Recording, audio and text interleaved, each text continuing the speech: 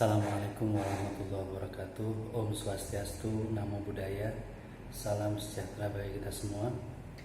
Teman-teman, kembali bersama saya Rahmat Darmawan.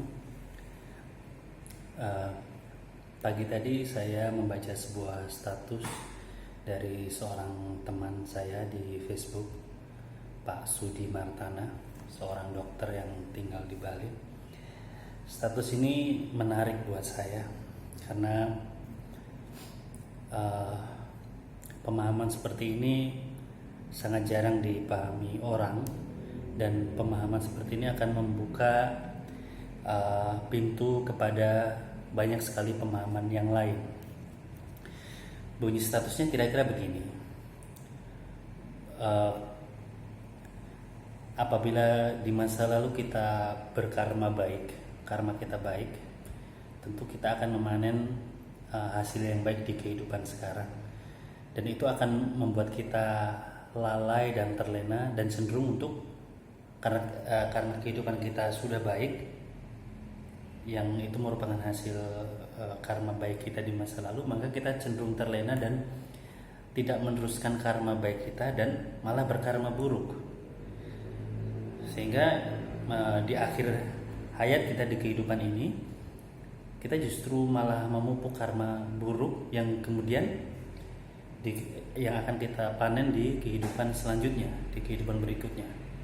Dan karena kita di kehidupan berikutnya kita akan memanen karma buruk, kita menjalani kehidupan yang buruk, dengan situasi yang buruk itu kita malah akan cenderung tersadar dan akan mulai melakukan karma baik. Dan karma baik kita akan dipanen lagi di kehidupan mendatang, yang menyebabkan hasil yang baik, dan itu akan sekali lagi membuat kita terlena dan lupa untuk berkarma baik dan melanjutkan kehidupan dengan karma yang baik, karma yang buruk. Begitu terus lingkaran the vicious circle, lingkaran samsara, lingkaran penderitaan ini akan terus berlanjut. Berkarma baik, manen baik; berkarma buruk, kemudian berkarma buruk, manen buruk, seperti itu terus. Itulah yang terjadi di banyak kehidupan kita, mayoritas kita. Artinya apa? Entah itu berkarma baik maupun berkarma buruk, dua-duanya sebenarnya kita lakukan dalam satu keadaan yang sama, yaitu keadaan tidak sadar. Tidak sadar. Orang-orang yang sekarang kita lihat menjalani kehidupan yang nyaman, baik secara finansial, secara kesehatan, ya, relatif aman, mereka telah berkarma baik, ya, di kehidupan sebelumnya. Namun banyak juga yang setelah menikmati kenyamanan hidup itu, mereka lupa, mereka tidak melanjutkan untuk berkarma baik, mereka malah jatuh kepada kelalaian, karena memang segala sesuatu yang nikmat, menyenangkan itu melalaikan, ya. Maka banyak sekali peringatan di dalam kitab suci Al-Quran juga bahwa kesenangan dunia itu melalaikan. Melalaikan apa? Melalaikan kita tentang satu hukum, satu realitas kehidupan, bahwa apapun yang kita alami, apapun yang kita raih, apapun yang kita capai, atau apapun yang kita tidak bisa raih, kita tidak bisa alami, kita tidak bisa capai, itu semua karena apa yang sudah kita lakukan atau yang tidak kita lakukan, ya. Kalau kita tidak menanam sesuatu, kita tidak akan memanen sesuatu. Sebaliknya, kalau kita menanam sesuatu, apapun itu yang kita tanam, kita tidak bisa terhindar dari memanennya. Dan bagaimana cara memutus lingkaran ini? Cara memutusnya adalah dengan sadar, ya. dengan menjadi sadar, dengan memiliki pengetahuan spiritual seperti ini. Dan kalau kita lihat fenomena orang-orang yang menjalani kehidupan yang relatif tidak mudah di kehidupan sekarang, mereka cenderung lebih bisa terbangunkan, tersadarkan untuk mulai berbuat baik, berkarma baik, agar di kehidupan berikutnya nasib mereka menjadi lebih baik. Tetapi itu pun setelah mereka memanen karma mereka yang baik, tidak ada jaminan mereka tidak lupa lagi. Kalau sudah enak, sudah senang, lalai bahwa wah, saya sudah di atas angin, saya sudah di atas, tidak mungkin jatuh. Padahal kejatuhan maupun kenaikan itu adalah hasil perbuatan kita. Untuk tetap di atas kita harus mengupayakan itu, tetap harus berbuat, berkarma. Sehingga ilmu pemahaman seperti ini adalah yang paling harus kita miliki pertama kali, atau kalau kita ingin menjalani hidup dengan kesadaran, ya. Artinya kita tidak akan mungkin jatuh lagi ke dalam kecelakaan di masa yang akan datang kalau kita sudah punya ilmu seperti ini. Ya, kita akan tetap memanen karma buruk kita, ya, tetapi dengan sudah memiliki kesadaran bahwa segala sesuatu yang buruk pun bisa diminimalisir dampaknya, impactnya, intensitasnya bisa diminimalisir dengan berbuat baik, berkarma baik terus menerus. Itu pun sudah bisa memastikan bahwa masa depan kita jauh lebih baik, ya. Sehingga yang paling penting sebenarnya pertama kali bukan berkarma, entah itu baik atau buruk, tapi berkesadaran, memiliki kesadaran bahwa apapun yang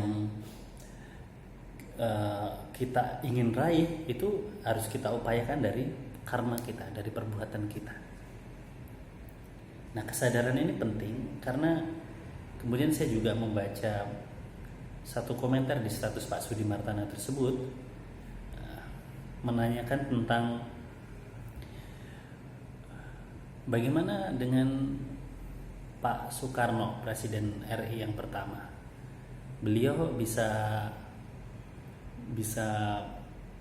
menjadi presiden, menjadi pemimpin, itu kan pasti buah karma baiknya di masa lalu. Tapi ternyata kehidupan Pak Karno di akhir hidupnya juga sangat menderita, ya. Artinya buah karma baik ini masak bersama dengan juga beberapa karma yang dianggap buruk, gitu, yang berbuah penderitaan. Yang saya pahami adalah dalam setiap karma, dalam setiap aspek kehidupan pasti ada yang namanya penderitaan di dalamnya. Sebaik apapun kita melihatnya, orang yang kita lihat kaya raya, tinggal di rumah mewah sekalipun, mereka juga tidak luput dari untuk mengalami penderitaan. Mereka kadang bisa sakit, bisa jatuh sakit, bahkan bisa mengalami kecelakaan atau apa. Tetapi karma mereka cukup baik sehingga mereka bisa mendapatkan perawatan, mendapatkan pengobatan yang dibutuhkan saat itu. Tetapi itu tidak bisa menghindarkan siapapun dari yang namanya penderitaan. Karena penderitaan atau samsara, rasa sakit itu merupakan sesuatu yang embedded, yang ada dalam kehidupan ini, tidak bisa kita hindari. Ada rasa sakit, ada juga rasa senang, rasa bahagia. Itu merupakan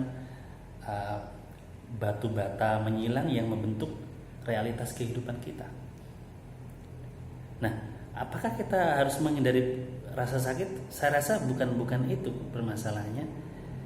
Yang harus kita fokuskan adalah tujuan besar kehidupan kita itu yang melampaui baik rasa sakit maupun rasa senang. Pleasure and pain itu ketika itu terlampaui dengan tujuan kita yang lebih besar dari sekedar mengejar pleasure dan menghindari pain, menghindari rasa sakit. Karena kalau untuk itu pain and pleasure itu tidak terhindarkan, susah senang itu tidak terhindarkan apapun keadaannya. Jangan kira orang pengusaha atau siapapun orang yang kaya raya, orang yang kedudukannya tinggi itu tidak terhindar dari pain. Mereka juga merasakan pain, merasakan susah, merasakan masalah, bermasalah dengan orang. Semuanya di level apapun, di tingkat kehidupan apapun, itu pasti yang namanya pain, namanya rasa sakit atau rasa senang itu ada di dalamnya. Di semua tingkat level kehidupan, dari yang kita pikir paling rendah maupun yang paling tinggi, yang kita pikir paling tidak nyaman ke yang paling nyaman. Kalau kita lihat pemulung atau siapapun yang hidup di jalanan, kita mungkin melihat susah sekali kehidupan mereka, tapi ada juga aspek senangnya mereka itu. Mereka hati mereka ringan, tidak banyak masalah, tidak memikirkan hal-hal berat. Mungkin mereka malah daya imunitas mereka lebih baik daripada orang-orang kaya yang tinggal di rumah mewah dan sebagainya. Jadi susah senang itu ada di semua tingkat kehidupan. Dan berkarma itu tujuannya, berkesadaran tujuannya bukan mencari pleasure dan menghindari pain, tapi lebih dari itu adalah mencari our grand purpose, tujuan agung kita terlahir di dunia ini. Apa sih sebenarnya? Kita tidak bisa menghindari keduanya, tapi tujuan kita adalah menjalankan dharma kita sehingga pleasure and pain itu menjadi tidak relevan. Kalau kita bicara pleasure and pain, Anda bisa bayangkan betapa painfulnya seorang Yesus yang dihukum di kayu salib. Betapa painfulnya seorang Nabi Muhammad yang harus berperang melawan kaum yang melawannya, yang mempersekusinya. Tetapi kita tidak bisa mengatakan bahwa kedua insan ilahi ini menderita. Ya, ada pain, but it's not suffering. Karena mereka telah menjalankan tujuan agung mereka yang sebenarnya dalam keadaan itu pain and pleasure menjadi tidak relevan. Kebahagiaan, ultimate happiness itu bukan sesuatu keadaan yang pleasure saja, yang senang, happy, yang semua kesenangan panca indera bisa kita dapatkan, bukan seperti itu. Tapi keadaan di mana pain and pleasure menjadi tidak relevan, kita berjalan, kita menjalani kehidupan sesuai dengan tujuan agung kita. Kebahagiaan itulah yang abadi, yang akan selalu bersama kita, bahkan entah kita mendapatkan pleasure, kesenangan ataupun pain, rasa sakit, itu akan tetap ada. Itulah sebenarnya gambar besar dari hidup berkesadaran. Hidup berkesadaran dulu, baru kemudian kita akan memutuskan karma kita. Karena apapun karma kita, pasti unsur pain and pleasure pasti ada, pasti. Mau nggak punya uang ataupun uang kita banyak, pain and pleasure pasti ada. Ya, itu tidak terhindarkan. Mungkin itu dulu yang bisa saya share, semoga bermanfaat. Namaste.